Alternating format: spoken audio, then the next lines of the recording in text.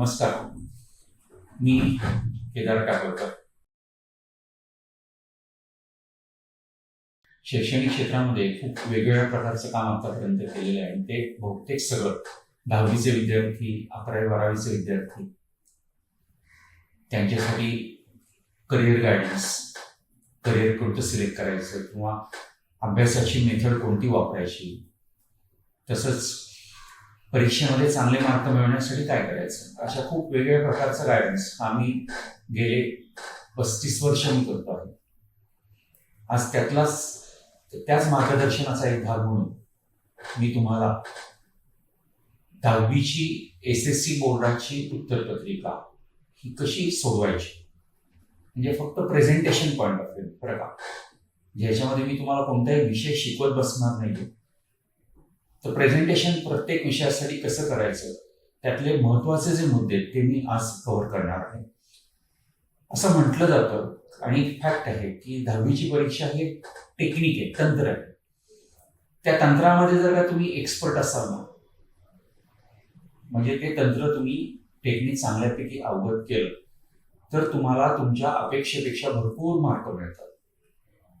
हे तंत्र 2 प्रकारचं असतं. एक पहिलं म्हणजे अभ्यासाचं तंत्र आणि दुसरं म्हणजे पेपर कसा लिहायचा त्याचं तंत्र.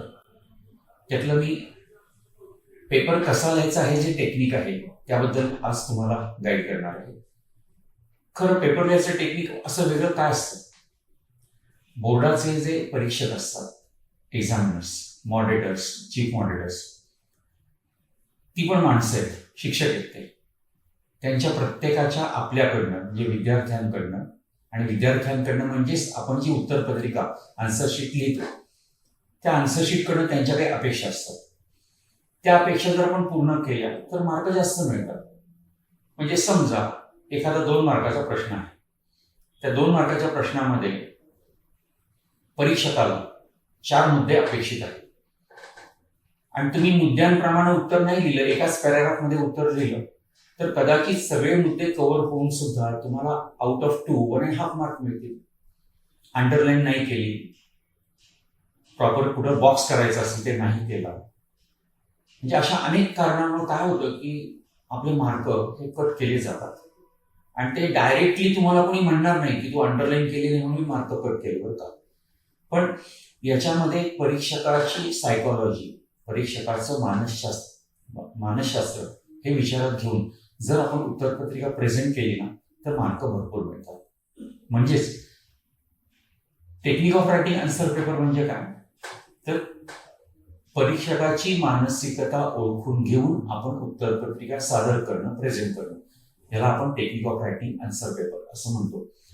आता वापरायचं कधी बसून, खरं तर बोर्डाच्या परीक्षेच्या आधी जेवढ्या लवकर तुम्हाला वापरता येईल, म्हणजे मी तर म्हणेन की तुम्हाला आज समजा माझ्याकडनं माहिती कळली तर तुम्ही आजच्या ह्या क्षणापासून ते टेक्निक वापरायला सुरुवात ही प्रत्येकाने करायची आहे. कारण काय होतं की काही गोष्टी मी ज्या सांगते ना त्या तुम्हाला एकदम सोप्या वाटतील, काही फालतू पण वाटतील आणि जाऊ दे करू डायरेक्ट परीक्षेच्या वेळेला करू, आत्तापासून काय घाई असं तुम्हाला वाटेल. पण नाही, तुम्ही जोपर्यंत ह्या गोष्टींच्या सवयी करून घेत नाहीत, नॉर्मल लिखाणामध्ये तुमच्या जोपर्यंत ती सवय उतरत नाही तोपर्यंत तुमच्याकडनं परीक्षेमध्ये ते त्या प्रकारे लिहिलं जाणार नाही आणि मग मार्क मिळणार नाही. त्यामुळे टेक्निक कधीपासून वापरायचं तर लगेच, म्हणजे आजच्या ह्या क्षणापासून तुम्ही ते टेक्निक वापरायचं. तर पहिला मुद्दा त्यातला समास, मार्जिन कसे आखायचे ते. ही बोर्डाची दिलेली उत्तरपत्रिका आहे, त्याच्यामध्ये एक मोठं मार्जिन असतं आणि त्याच्या शेजारी छोटं मार्जिन, ते बोर्डाने आखून दिलेलं आहे. आणि हे जे मार्जिन आहे म्हणजे 2 आखलेली मार्जिन्स ही तुम्हाला सगळ्या languages, Marathi, Hindi, English, Sanskrit, German वगैरे या सगळ्या लँग्वेजेसला हे एवढे आखलेले समास सफिशियंट आहेत, पुरतात. त्याशिवाय वेगळ्या आणखी जास्त आखायचं गरज नाही. म्हणजे समजा तुम्ही क्वेश्चन नंबर 3 सॉल्व्ह करताय तर तो वरती बॉक्समध्ये लिहिणार क्वेश्चन नंबर 3, त्या 3 मधला ए, समजा ए गिव्ह रिझन्स आहे, कारण आहे, मग ए जो आहे तो तुम्ही तिथं लिहिणार मोठ्या बॉक्स, मोठ्या मार्जिन समासामध्ये. आणि त्याच्या शेजारी 1 जो म्हटलेला आहे तो 1 म्हणजे 3A मधलं पहिलं तुम्ही सोडवताय, मग ते सोडवायचं जे आहे ते उजवीकडच्या भागामध्ये तुम्ही सोडवणार आहात. ही बोर्डाने दिलेली उत्तरपत्रिका ही तुम्हाला सगळ्या लँग्वेजेस आणि दोन्ही मॅथ्स M1 M2 म्हणजेच अल्जेब्रा आणि जॉमेट्री या विषयांना हे आखून दिलेले समास पुरेसे आहेत. परंतु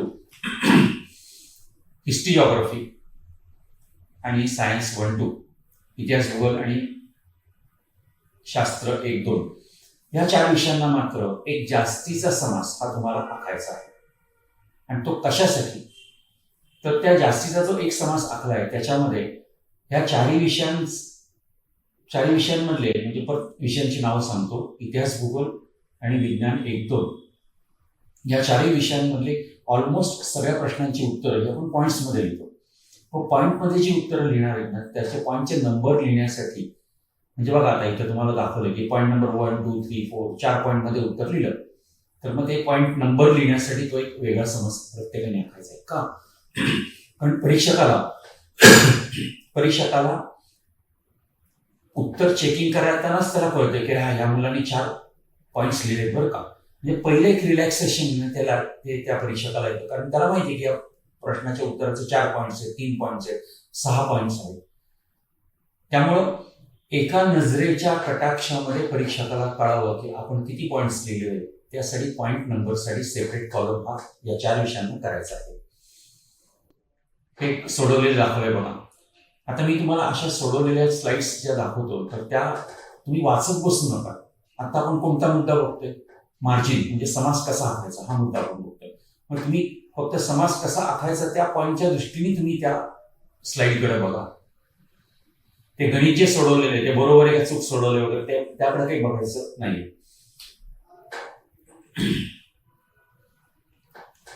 बघा पॉईंट नंबर लिहिण्यासाठी वेगळा कॉलम हा समास केलेला आहे. याप्रमाणे तुमचं उत्तर हे परीक्षकाला दिसलं पाहिजे.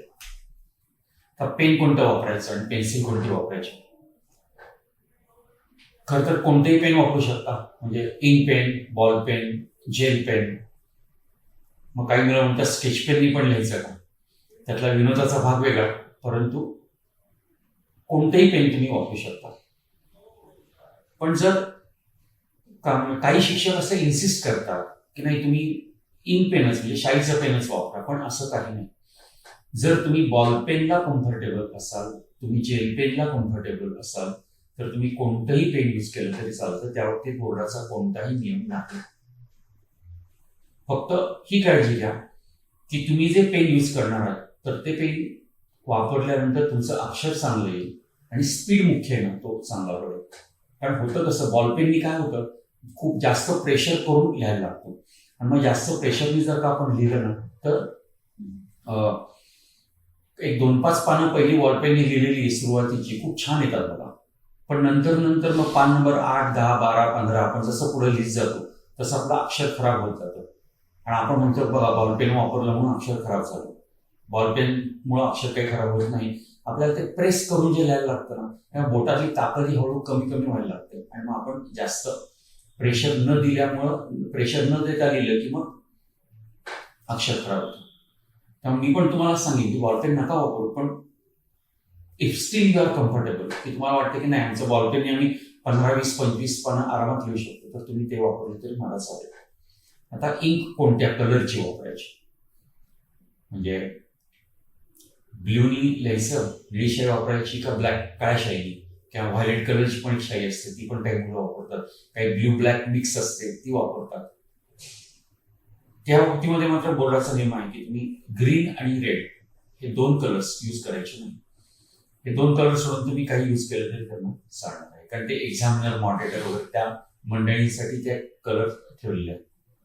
पण बाकी कोणत्याही कलरने तुम्ही पेपर सोडवला तरी चालेल. पण त्यात मी असं इन्सिस्ट करेन की जर तुम्ही लिहिताना खाडाखोड खूप करत नसाल ना तर ठीक आहे, एका अख्ख्या पानावरती एखादी दुसरं कॅन्सलेशन खाडाखोड झाली चालत, पण त्यापेक्षा जर खूप खाडाखोड असेल तर मात्र तुम्ही ब्लॅक यूज करू नका, तुम्ही ब्ल्यू लिहा. पण जर तुमची खाडाखोड कमी होत असेल तर मात्र मी तुम्हाला असं नक्की सांगेन की ब्लॅकने लिहा. ब्लॅकने लिहिलेलं नेहमी उठावदार अधिक चांगलं दिसतं, पण कमी खाडाखोड करणार असाल तर, नाहीतर मग ब्ल्यूनी लिहिलेलं कधीही चांगलं. अंडरलाईनिंग हा खूप महत्वाचा पार्ट आहे आणि तो तुम्हाला तुमच्या अगदी मी म्हणेन की 4th 5th पासून 5वी पासून तुम्हाला सगळे शिक्षक सांगत आलेले असतात की महत्वाचे मुद्दे, काही सायंटिफिक टर्म्स असतील, कीवर्ड्स असतील, काही हिस्टॉरिकल जॉग्राफिकल काही स्पेसिफिक वर्ड्स असतील त्याला अंडरलाईन करा. म्हणजे हे माहिती आहे. आता मी तुम्हाला हा पण सांगतो तो काही नवीन नाहीये, पण मला सांगा बरं किती मुलं तुम्ही अंडरलाईन करता? काही मुलं सुरुवातीचे पहिले 2-4 पानं अंडरलाईन करतात आणि नंतर त्यांना असं वाटतं नाही ह्याच्यात वेळ खूप जातो, नको, पेपर अर्धवट होईल. पण मी तुम्हाला सांगतो की समजा एखाद्या प्रश्नाचं उत्तर तुम्ही 15 लाईन्स 15 ओळीत लिहिणार असाल, ते 12-13 लाईनमध्ये लिहिलं तरी चालेल, पण अंडरलाईनिंग कंपल्सरी करा. कारण समजा तुम्ही 20 पेजेस पेपर लिहिला तर तुमच्या पेज नंबर 1 मधल्या फर्स्ट वर्डपासून, पहिल्या शब्दापासून ते 20 नंबर पेजच्या लास्ट वर्डपर्यंत तुम्हाला जर असं वाटत असेल की प्रत्येक एक्झामिनर प्रत्येक ईच अँड एव्हरी वर्ड ते रीड करतात, वाचतात, नाही होत असं. मग तुम्ही म्हणाल की ते काय न वाचताच मार्क देतात का? असं नसतं. परीक्षकाची अनुभवी नजर ही बसलेली असते. तुम्ही जे उत्तर लिहिता ना त्या उत्तरातनं ते नेहमी त्यांना पाहिजे ते महत्वाचे शब्द बरोबर ते वेचतात आणि तुम्हाला मार्क देतात ते. पण समजा तुम्ही सगळं लिहिले आणि परीक्षकाच्या नजरेतनं एखादा महत्वाचा तुमचा वर्ड सुटला आणि त्यांना कुठेतरी असं सायकोलॉजिकल फिलिंग आलं की अरे या मुलांनी हा पॉईंट लिहिलेला दिसत नाही बरं का, आणि त्यांनी जर तुम्हाला आउट ऑफ 2 1.5 मार्क दिलं, नुकसान कोणाचं? तुमचं. अर्धा मार्क त्यांनी का कापला म्हणून त्यांना काही कोणाला जबाब द्यायचा नाही. कारण शेवटी परीक्षकाला त्याची डिस्क्रिशनरी पॉवर ही वापरता येते. त्यामुळं त्यांनी असं प्रत्येक अर्धा मार्क कुठं कापला हे काही त्यांना तिथे लिहायची गरज नसते किंवा कोणाला एक्सप्लेन करायची गरज नसते. पण नुकसान आपलं होतं ना, विद्यार्थ्याचं नुकसान होतं. आणि ते जर होऊ नये असं तुम्हाला वाटत असेल तर अंडरलाइनिंग हे तुम्ही कंपल्सरी करा. सगळे महत्वाचे words, keywords, scientific words, headings, या सगळ्या गोष्टींना अंडरलाइनिंग तुम्ही कंपल्सरी करायचे आहे. तर बघा अंडरलाईन कशी करायची यासाठी एक स्लाइड आहे. महत्वाचे शब्द सगळे अंडरलाईन केलेले आहेत ते. आणि अंडरलाईन कशी करायची नाही त्यासाठी ही स्लाइड बघा. याच्यामध्ये सगळंच अंडरलाईन केलं, सगळी वाक्याच्या वाक्य अंडरलाईन केली. मग घ्या, तुम्हाला अंडरलाईन करून पाहिजे ना, आम्ही केलं, आता तुम्हाला काय वाचायचं ते वाचा. असं अंडरलाईनिंग केलेलं पण नको आहे. मी तुम्हाला काय सांगितलं, फक्त महत्वाचे शब्द, कीवर्ड्स ज्याला आपण म्हणतो ना, हेडिंग्स, त्यालाच अंडरलाईन करायचे. सगळंच अंडरलाईन करत बसलं असं करायचं नाही. क्वेश्चन्स कॉपी करायचे नाहीत. म्हणजे उदाहरणार्थ बघा, इथं खालीलपैकी कोणत्याही एका प्रश्नाचे उत्तर 70 ते 80 शब्दात लिहा आणि परत त्या स्वभाषेची अभिवृद्धी वगैरे. या पहिल्या ज्या 4 ओळी आहेत ना, त्या 4 ओळी तुम्ही मला सांगा की लिहायची काही गरज होती का? काही नाही. नुसता क्वेश्चन नंबर 6 आणि 1 एवढं टाकलं की काम झालं असतं. म्हणजे तुम्ही असा अनावश्यक वेळ वाया घालवता. आणि त्या 4 ओळी लिहिल्यामुळे तुम्हाला अर्धा मार्क पण मिळणार नाहीये. म्हणजे असा वेळ तुम्ही वाया घालवता आणि मग एकीकडे म्हणता की आम्हाला अंडरलाईन करायला वेळ पुरत नाही चालणार. म्हणजे क्वेश्चन्स कॉपी करू नका. पण तुम्ही याच्यावर पण आम्ही ऑब्झर्वेशन केलंय की मुलं किमान एक 8 ते 10 मिनिटं वेळ आहे ना ते क्वेश्चन्स कॉपी करण्यामध्ये घालवतात. मग तोच वेळ अंडरलाईनिंगला वापरा ना, त्याच्यामुळे मार्क तरी तुमचे वाढणार आहे. एक्झामिनरला कोणती इन्स्ट्रक्शन्स द्यायची नाही, रिक्वेस्ट वगैरे करायची नाही. त्या रिक्वेस्टसाठी एक मजेशीर एक्झाम्पल पण असं बघितलेलं बरं का पेपर्समध्ये. म्हणून पहिल्याच पानावर मुलांनी लिहिलेलं होतं, माझी घरची परिस्थिती लय गरिबीची आहे, मला 10वी पास होणं खूप महत्वाचं आहे वगैरे, असं त्यांनी 8-10 ओळी लिहिल्या होत्या. पण मला सांगा, तपासणारा परीक्षक ठीक आहे, त्याला तुमच्याबद्दल सहानुभूती वाटेल, पण म्हणून ते मार्क देतील का? नाही देणार. तुम्ही जे लिहिणार आहात त्याच्यावरतीच मार्क मिळणार आहे. एका मुलाने लिहिलेलं होतं की मी साईबाबांचा भक्त आहे, मला त्यांचे आशीर्वाद आहेत. म्हणजे एकीकडे परीक्षकाला धमकीच, बघा मी साईबाबांचा भक्त बरं का, मला जर नापास केलं तर बघा आमचे बाबा तुमच्याकडे बघून घेतील. काय उपयोग होत नाही. आणि शेवटी तुम्ही प्रश्नाचे उत्तर बरोबर लिहिणार किंवा नाही याच्यावरती तुमचे मार्क हे डिपेंड असतात. म्हणून परीक्षकाला कोणती अशी रिक्वेस्ट वगैरे काही करायची नाही. कधी कधी असं होतं की समजा क्वेश्चन नंबर 3 आपण सॉल्व्ह करतो, समजा तो गिव्ह रिझन आहे, आउट ऑफ 3 2 सोडवायचे. एका पेजवरती मी आधी त्यातला एक सोडवला, दुसरा सोडवला, ते पेज माझं भरलं. मला आधी वाटलं आउट ऑफ 3 2च सॉल्व्ह करायचे, मी पुढचा प्रश्न घेतला. पण जरा पुढच्या 1-2 प्रश्न झाल्यानंतर मला असं जाणवलं की अरे आपण त्या गिव्ह रिझन मधलं दुसरं जे उत्तर लिहिले ना त्याच्यामध्ये जरा पॉईंट मिसिंग आहेत बरं का. मग आपल्याला मार्क तिथे जायची शक्यता आहे. आणि ते आउट ऑफ 3 मी 2 सॉल्व्ह केले, त्यातलं थर्ड जे होतं ते मला येत होतं. म्हणून मग मी ते नंतर आता जागा तर नाही तिथे सॉल्व्ह करायला. मग तिथं खाली आपण लिहिणार का की कृपया ह्यापुढील तिसरा प्रश्न जो आहे तो 4-5 पानं सोडून 6व्या पानावरती बघा. काही गरज नाही. अशी कोणती इन्स्ट्रक्शन पण एक्झामिनरला द्यायची नाही. तुम्ही नंतर आठवलं नंतर सोडवलं तरी चालेल. मग फक्त क्वेश्चन नंबर 3 टाकला आणि त्याच्यामध्ये 3 मधलं 3 म्हटलं तरी एक्झामिनरला ते पुरेसं आहे. पण त्यासाठी अशी पण इन्स्ट्रक्शन एक्झामिनरला तुम्ही कोणत्याही प्रकारची द्यायची नाही. न्यू क्वेश्चन न्यू पेज हा नियम पण माहिती आहे, पण खूप वेळा मुलं ते फॉलो करत नाही आणि त्याचा एक्झामिनरला त्रास होतो. कसा काय? समजा पेपर आपण सॉल्व्ह करतोय, ह्या क्वेश्चन नंबर 3 सॉल्व्ह करतोय, ह्या पेजवरच्या फक्त पहिल्या 2 लाईनवरती मी लिहिलं आणि माझा क्वेश्चन नंबर 3 संपला. आता मला क्वेश्चन नंबर 4 करायला घ्यायचा आहे. मग आता क्वेश्चन नंबर 4 जो मी सॉल्व्ह करणार तो मला काय वाटतं अरे तिथल्या 2च लाईन फक्त भरलेल्या आहेत, मग त्याच्या खाली जरा जागा सोडून आपण त्याच्याच खाली क्वेश्चन नंबर 4 चालू करू. असं करायचं नाही.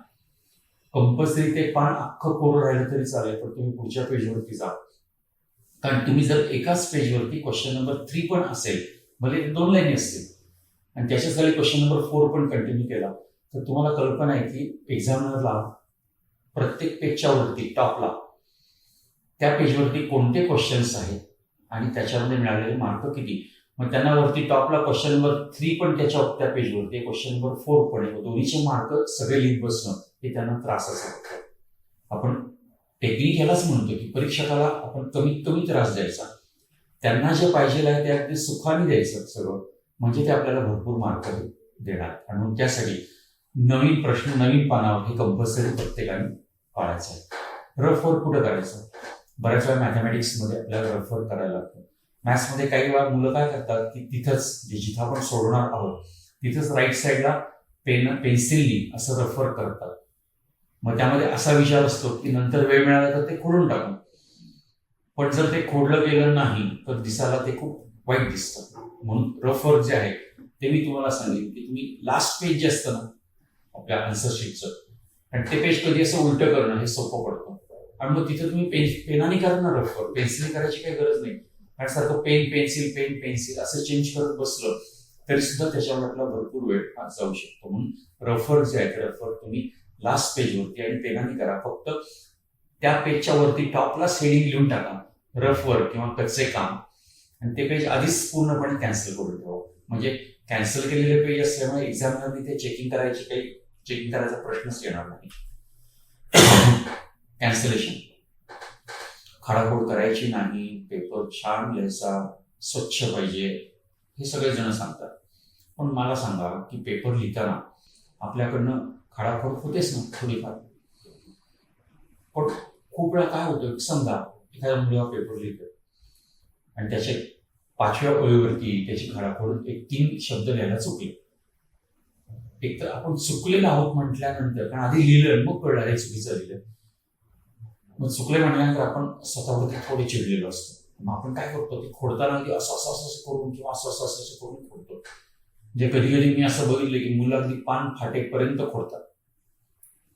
पण त्यामुळे होतं काय, म्हणजे असं जर तुम्ही अगदी ग्रेड करून जर का खोडलेलं असेल तर परीक्षेत जेव्हा पेपर चेक करतो त्यांनी पान उलटला का, माझे हे पान त्याचं चेक करून झालं इकडचं हे एक पान दुसरं पान, आता त्यांनी पान उलटलं तर पहिल्यांदा त्याच्या नजरेला काय पडतं, ते आपण जी अशी खूप खाडाखोड केलेली आहे ती नजरेला पडते.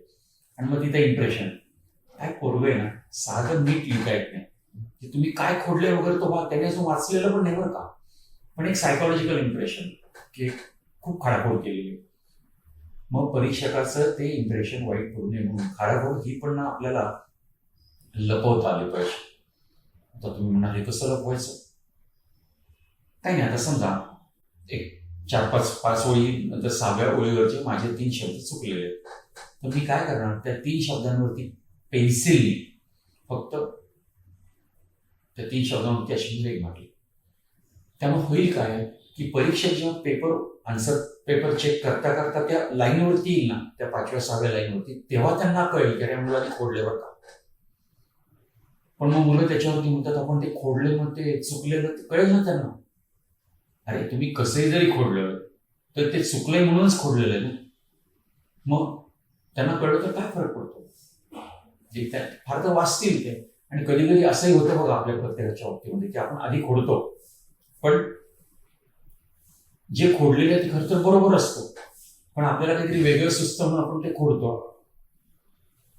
मग परीक्षकांनी जर ते वाचलं आणि त्यांना जर कळलं की अरे कशाला खोडलं ना, खरं तर बरोबर लिहिलं होतं की मुलांनी, म्हणजे उलट यातनं एक पॉझिटिव्ह सॉफ्ट कॉर्नर तयार होईल.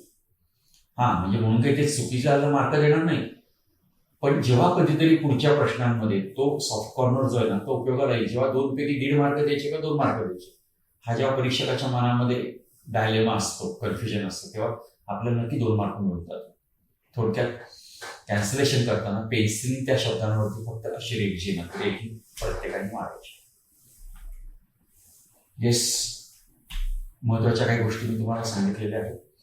अजूनही तुम्हाला काही व्हिडिओज बघायला मिळतील ज्याच्यातनं आणखीन काही ॲडिशनल पॉईंट्स हे तुम्हाला माझ्याकडनं समजू शकतील. So bye, thank you.